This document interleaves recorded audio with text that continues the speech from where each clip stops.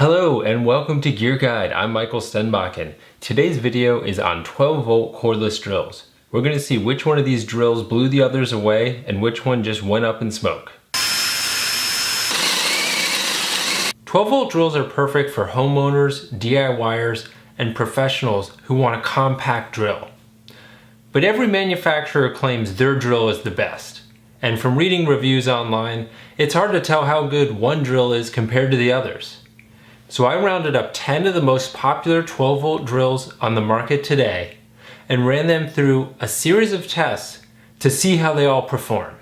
The first test we did was the 3/8 inch hole test. I drilled as many 3/8 inch holes as I could until the battery ran out of power. This test shows how much work you can get done on one battery. The second test was the 1-inch hole test. I timed how long it took to drill a 1-inch hole using a spade bit. The bit had a screw tip on it to pull it into the wood. This shows how much power each drill has. The third test I did was a torque test using a digital torque gauge. Torque is the amount of turning force the drill has. More torque is good for turning large screws and bolts. And the winner is the Bosch. It comes with this handy, soft carrying case, a quick charger, a spare battery,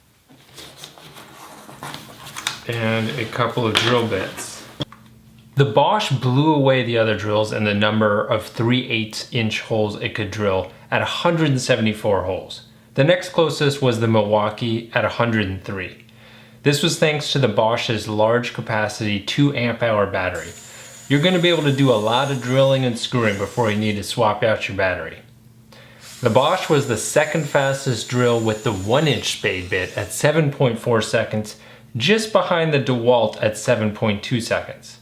It was the most compact drill, coming in at 7 inches in length, great for working in tight spaces. It was also the lightest drill, weighing at just 2.1 pounds. Two areas of performance not as strong were in torque and battery charge time.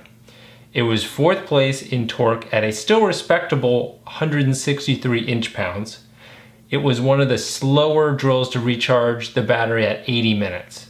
This probably won't be too much of an issue considering the long runtime on each battery and the included spare battery. The feel and ergonomics of the Bosch drill are excellent. The rubber grip is easy to hold. Since the battery is in the handle, it's a little larger than the drills that have the battery at the bottom, like the DeWalt. People with smaller hands may not find this as comfortable. One handy feature on the Bosch is the battery gauge to tell you how much juice you have left in your battery. I found the light on the drill was dim compared to the others. While not the best in every category, it was overall the best drill, performing at or near the top in every test. If you're looking for a compact, lightweight, but still powerful drill, this is our top choice. Our second place drill is the Ridgid. This drill also comes with a soft carrying case, quick charger, additional battery pack, and a belt hook which you can attach on either side. Now this drill is a torque monster. It had 269 inch-pounds. That's more torque than some 18-volt drills we've tested. This is a great compact drill that can still fill in for a larger drill in projects where you need to do things like sinking a lag bolt. What held the Ridgid back from being my top choice is it wasn't able to drill as many 3/8 inch holes as the Bosch at 102 holes. It was also slightly slower than the Bosch in the 1-inch hole test at 8.2 seconds. Battery charging was considerably faster than the Bosch. The Ridgid only took 46 minutes to recharge. This drill tied for second shortest at 7 1/8 inch, a hair longer than the Bosch. If you can't get the Bosch, this is a great second choice. So this is a real-world example of why torque is important. So I just showed you the Ridgid, which had the best-in-class torque. So these are lag bolts. They're about 5.5 inches long, 1/2 inch wide. These were done by all the different drills. We've got DeWalt, Makita, Milwaukee, Porter Cable, Craftsman, Chicago Electric, Bosch, Ridgid, Hitachi, and Black & Decker.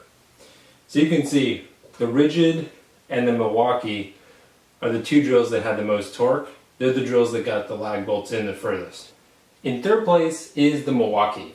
If you want a rugged drill for the job site or for your house, this is the drill for you. It has lots of rubber protection all around to protect the drill in a fall. It includes this big red hard carrying case that's going to look great in the back of your pickup truck. It's also the only drill that has a metal chuck, the part that you turn to tighten the drill bit. But all this protection also makes this the heaviest drill in the group at 2.6 pounds. It also is on the longer side at 7 3/4 inches in length. The Milwaukee was second in the number of 3/8 inch holes drilled at 103. It was the third fastest in drilling the 1 inch hole at 7.7 seconds. This drill had plenty of torque at 208 inch-pounds, the second highest in the test. Those are our top 12 volt drill recommendations. I will quickly go through what I liked and didn't like about the others in order of best to worst. So next up is the DeWalt. The DeWalt is similar to the Milwaukee. Both are rugged, pro-grade tools, but the Milwaukee beat the DeWalt in several areas. The DeWalt was the fastest in the 1 inch hole test at 7.2 seconds, 0.2 seconds faster than the Bosch. But the DeWalt was only able to complete 77 3/8 inch holes because of its smallish 1.3 amp hour battery. It was also one of the larger drills at 7 7/8 inches in length and one of the heavier drills at 2.5 pounds. It has a rugged body to protect it from falls. The feel and the ergonomics are great. The DeWalt is not a bad drill, but it is also the most expensive drill tested, and there are better and cheaper options. Next up is the Hitachi. The problem with the Hitachi was there was a deal breaker flaw. Specifically, the clutch would slip in drill mode. In drill mode, the clutch is supposed to be locked, so all the torque is applied to the drill bit. Slipping is only supposed to happen in the lower torque settings, like this. If you don't over-tighten, so you don't over-tighten screws. This was probably a manufacturing defect with the drill. I contacted Hitachi about this problem and I never heard back.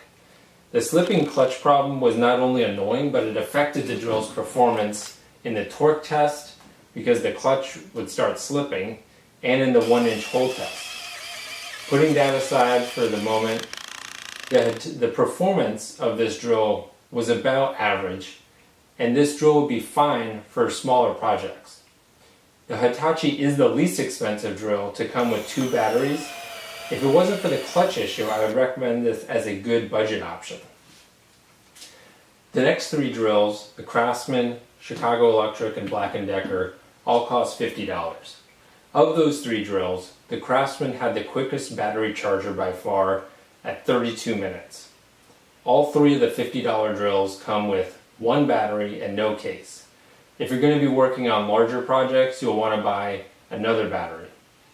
The Craftsman was the second lightest drill at 2.2 pounds, but it was one of the longest at 8 1/4 inch. In the rest of the test, performance of the Craftsman was below average. The Chicago Electric had average to below average performance in our tests. What really stands out though is the poor look and feel of the drill. While this is one of the lowest cost drills, this is also one of the drills that looks and feels the cheapest. From the plastic body to the lettering, everything is just slightly off.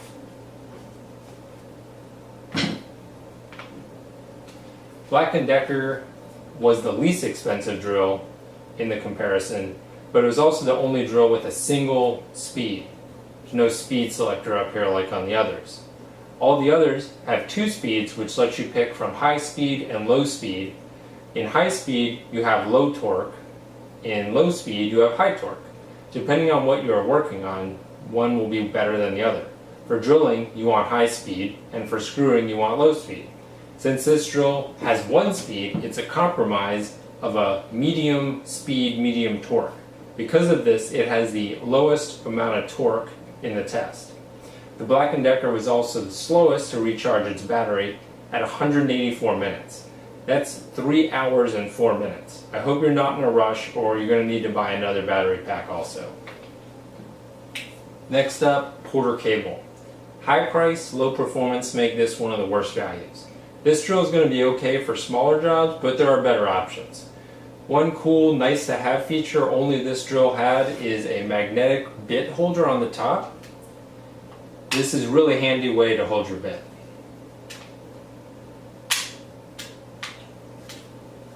Next up is the Makita. The Makita's performance was below average in all areas aside from a quickish battery charge time of 41 minutes. That is disappointing considering this is a pro brand and it's got a pro level price tag. Also alarming, during the 3/8 inch drill test, the drill started smoking. I stopped drilling and let it cool off and switched to another battery pack and did the test again, and it worked fine. Not sure what happened, but it's never fun to have your drill smoking. That wraps up our 12-volt drill review. Thanks for watching. If you want to read more about these drills, check out our website here. Look for a future review on 18-volt drills. Plus, we have a lot more reviews coming up on other cool gear, so don't forget to subscribe. If you enjoyed this video, give a thumbs up. If you have any questions or comments, leave a comment below.